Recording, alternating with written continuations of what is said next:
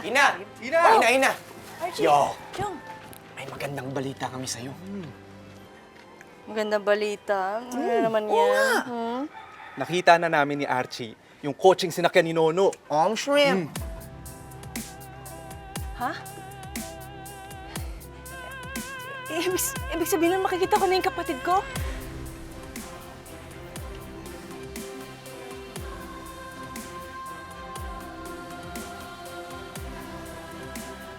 Ang kotse, nandun ba si Nono? Hindi namin nakita si Nono, pero siguradong sigurado akong sumakay siya dun sa kotse na yun bago siya nawala. Kasi natatandaan ko pa yung sticker ng kotse. Eh, nasan yung kotse? Ayun nga eh. Biglaan na kasi nung dumaan. Di na namin nasundan. Nagulat nga kami ni Archie eh. Teka, ano ibig niyo sabihin? Ina, alam mo ba kung sino yung driver ng kotse na yun? Ang tita Lani mo. Ha?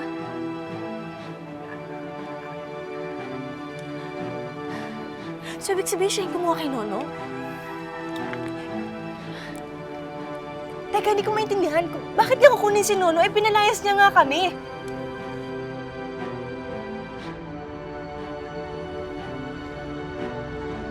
Knowing Ina, hindi yun papayag hanggang hindi niya makita si Nono.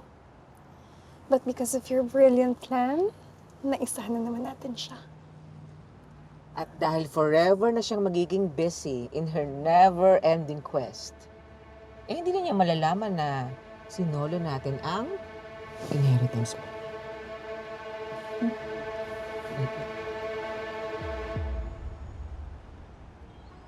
Okay lang po kayo?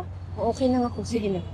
Na, ito muna po tayo pupwesto pansamantala kasi nagbabaka sakali po akong makita ko yung stepmom at stepsister ko po dito.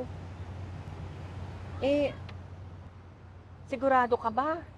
Katapos ng nalaman mo, okay ka pa bang magtinda? Ay, opo naman lang ako po ba? Wala pong makaka-dishearten sa akin.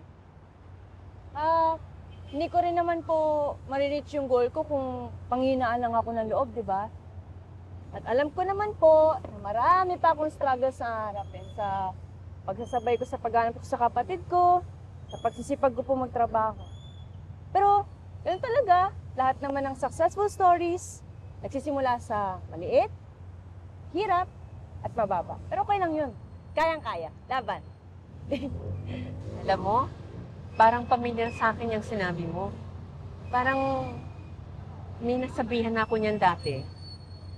Yung hindi tayo aangat hanggang hindi natin maranasan talaga yung manggaling muna sa wala, manggaling sa ibaba. Kaya tama naman po kayo, Le. Kaya lalaban tayo.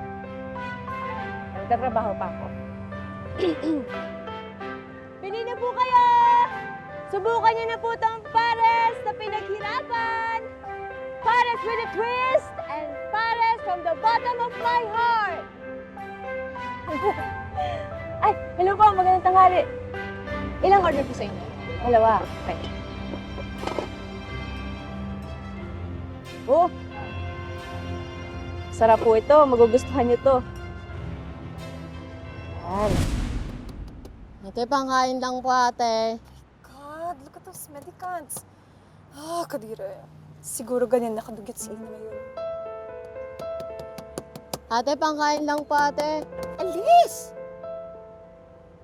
Naku, dapat lang na maging ganyan si Ina, no? She used to be so proud and confident na sa kanya mapupunta ang family business. But in the end, nasa na siya?